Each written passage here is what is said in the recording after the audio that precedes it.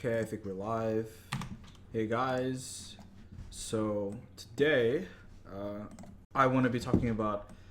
The video will be on predicting an opponent, and I'm just gonna go through a list of points that I have right here. Uh, just I want to elaborate on what the skill means for the game, the misunderstanding that the community has around playing through predictions, checklist for being able to predict an opponent.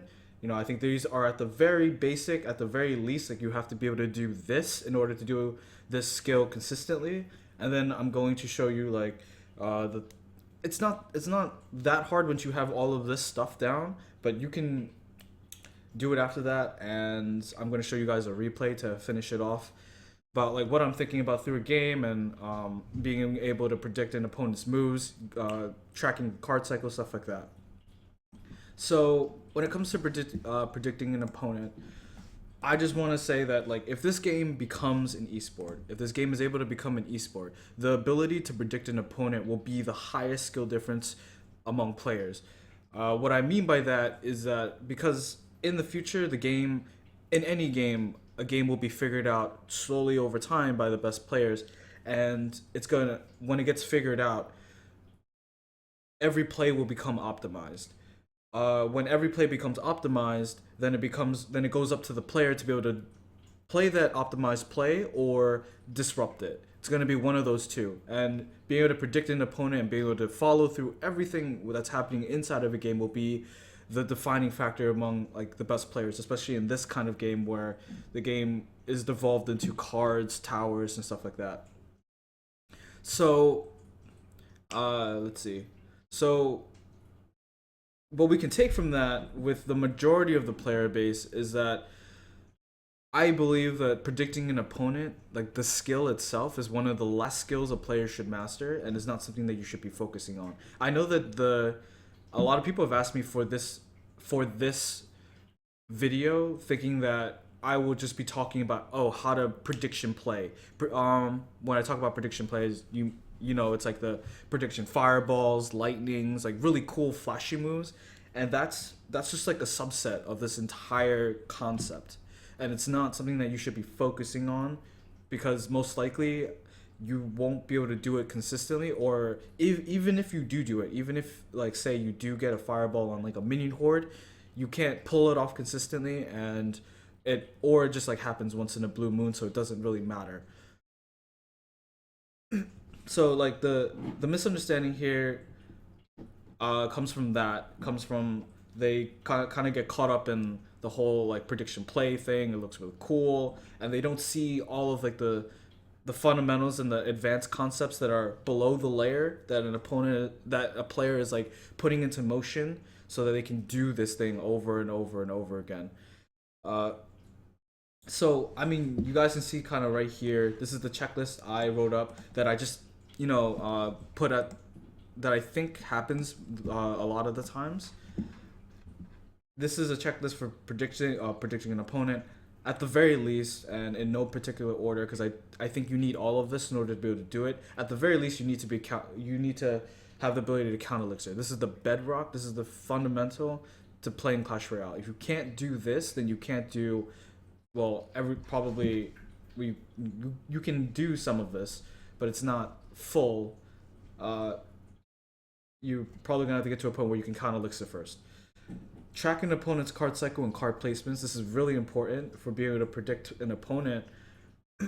If you can't track their card cycle, then you can't know where they're at in their card cycle. You can't know where they're at in the card cycle, then doing prediction plays has no merit, because you don't know whether or not he has Inferno Tower, or he has Minion Horde, or he has Three Musketeers in his hand, or that he has this and that. Like if you don't know what he has, then you can't play to it. And at the same time, you have to be memorizing card placements. If you see an opponent making the mistake of playing like their defensive card with their defensive building in the same spot, then that leads you open to getting value spell cards, value predictions. That's where like the big prediction plays comes in. But if you can't remember these card placements and you're not thinking about it actively, then you're not going to be able to pull it off. Let's see. The third one is have a sense of timing regarding the opponent's defense. I'm an avid hog player, and as an avid hog player, I've noticed that when I send in a hog, most people don't react to the hog until it's close to the tower, or maybe even like a little bit of the way to the tower. Every opponent is different, and you have to catalog that in your head. If I notice that someone is playing barbarians at the last second, right touching the tower, then I remember that. The next time I know that his only defense is barbarians, I can fireball that, pre-fireball that at the tower, and I know that he has to play barbarians at this moment, or my hog gets to the tower. You eliminate as many options, eliminate as many plays that the opponent can make as possible by doing this. Let's see. The fourth thing is be able to influence a card cycle to your advantage. This is something that I was going to make another video on, but when I say being able to influence a card cycle to your advantage, I talk about understanding that every action has a reaction. So if I play a card, an opponent must play a card too. Then we start playing the game of going through route A, route B, route C of which one is the best play. And when you do that, and you're playing to this notion, then you can set yourself up for a good card cycle. If I throw this card that I don't need out and he responds this way, then I can play this card, and then I know that I want to get to this point in my cycle where I can make this play that I want, this prediction play that I want to do. And this is like at the bare minimum, this is what you need. This is why I say that for the majority of the player base, don't get caught up in this.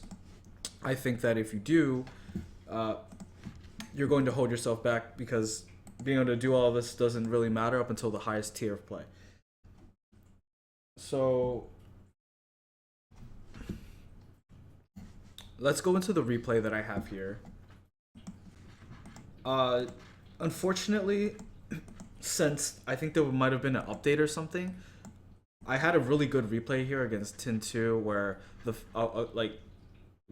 well, one, he's a really good player. Two, I wasn't able to break through until I made a prediction play, but this replay is no longer available, and I lost all the other replays, so I had to do some grand challenges and find a game that was worth showing to you guys, and I think this one is sort of worthy. It's Hog versus Hog freeze.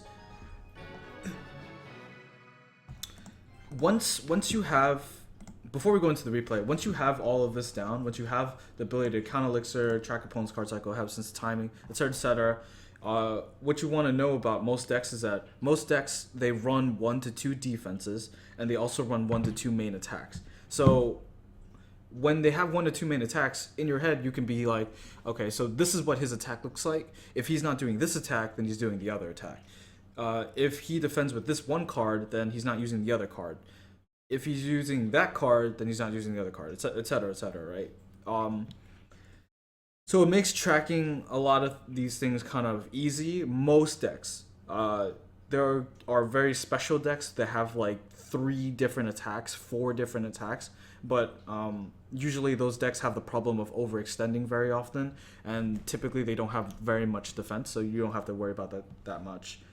So once you have all this in play, you can just start tracking your opponent, like main attacks, main defenses, have that all in your head, and then you can rule out, you can deduct like what they can and cannot do. So this game, if we play it, I'll turn down the volume here.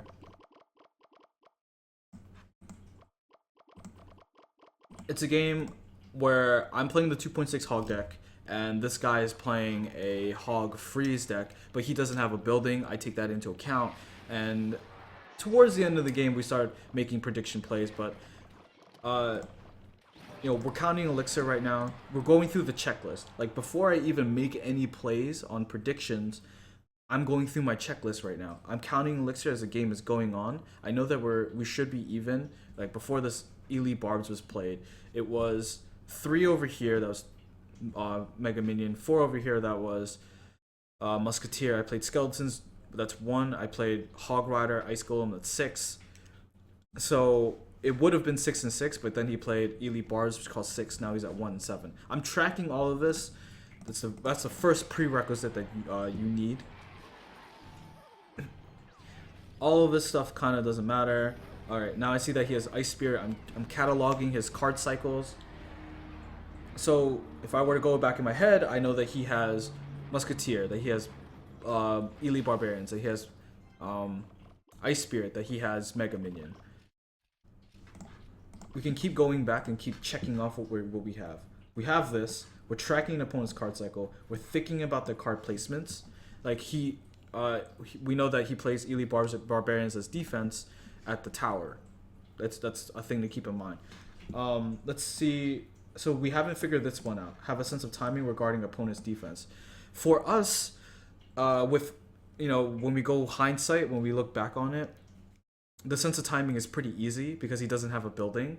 Now that we know that now that I know that he doesn't have a building, I can make plays on him a lot easier, knowing that I don't have to play around that building.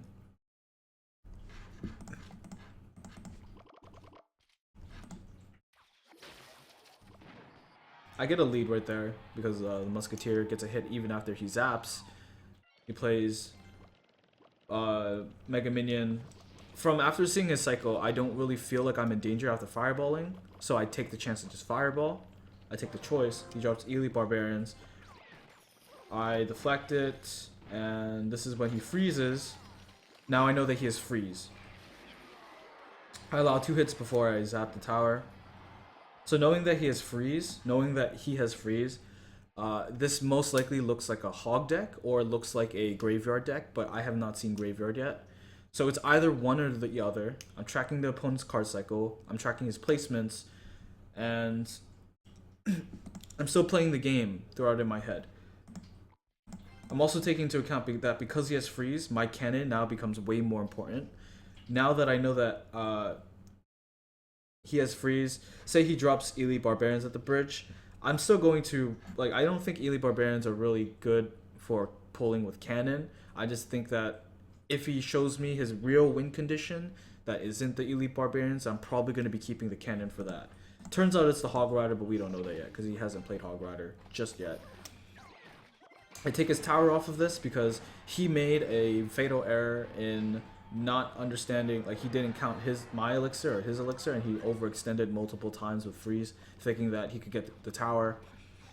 Now I see Hog Rider, and now I know that now I know his real win condition. So I know pretty much his entire deck now. I know that it's Hog, freeze, zap, Hog, freeze, zap, Elite Barbarians, Mega Minion, Ice Spirit, Musketeer, and what I can get from that is that there's no building, which means that if I ever do a prediction play now, the best places to play it are in this area, because he can't pull my Hog Rider here. If I play Hog Rider and I play Fireball, I get something no matter what. I get Mega Minion, I get Musketeer, I get Elite Barbs, I get Ice Spirit. So now I cleared pretty much, if we go through the checklist, I cleared through all of the checklists. I'm influencing my card cycle because when it starts getting really important in the 1 minute, I can start placing down units as quick as possible. This deck kind of bypasses that kind of whole notion because this deck is so cycly and so cheap, but all I have to do is kind of cycle my cards, get to Hog, Fireball. That's all it really comes down to. But with heavier decks, with things like Giant, Graveyard, it becomes more important when your decks become more heavy, more expensive. It really does matter when you start thinking about your card cycle and being able to get to the part where you need. So if we see here, I think if we take into account also what I said about every deck having 1 to 2 counters, 1 to 2 attacks. His attacks are basically Elite Barbs, freeze, / Hog, freeze. And his defenses are typically going to be Musketeer, Mega Minion, or Elite Barbs. So if we take into account, if he drops, I believe in this game he drops Musketeer here. So I know that I can cross off the list. I get Musketeer if he defends with it. Then I know that he can defend with Mega Minion or Elite Barbs slash Ice Beard or whatever. So here, I believe he drops Musketeer, right? Yeah, this is the moment. So he drops Musketeer. I know that I'm either going to get Mega Minion or Elite Bars from his cycle. So I know that this play is not a bad play because I have a sense of timing for him too. I know that he doesn't have a building, so he can't pull this Hog Rider, which means that he has to play something. This was the something. The Hog Rider, I fireballed, knowing that in like maybe 1-2 seconds, I would wait 1-2 seconds, then fireball, that I would get, that he would feel urgency, the sense of urgency, and that's where I get his sense of timing from. So the fireball hits something. This like seems really minute, but you have to be able to like understand all of this to be able to do it every single time. If you don't understand this, then every time you do make this play, it means nothing. It means that you're just throwing stuff in the air and hoping that you get something. And when you hope and you just hope and hope like that, it's not consistent play. You're not going to be able to beat players who are better than you because they're going to be able to take advantage of your... I mean, okay, if we think about players who do this wrong, who just say, screw it, like, I'm just going to throw it, right? This is how you throw games. This is how you throw leads. You play Hog Rider, you throw Fireball, they play Cannon, you miss your Fireball. That's a way for an opponent to get back into the game. Or even worse, this is the beginning of the game, and without even knowing anything, you play Hog, you play Fireball, and now you just gave up 8 elixir, your opponent just counterattacks you and takes your tower and you lose. The detriment to this is very high, like, so you have to strive to lower as many variables as possible. And having this checklist kind of helps. Having this checklist, having this like background knowledge, having all of the fundamentals on lock, having the advanced knowledge will lower the variables as much as possible. And I'm not even the one who thinks that like I have this mastered. This is very difficult to do, and every game is a different game.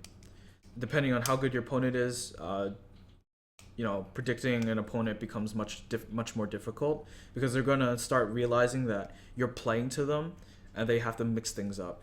The lesser players will keep playing to your predictions, and that's how you just keep winning.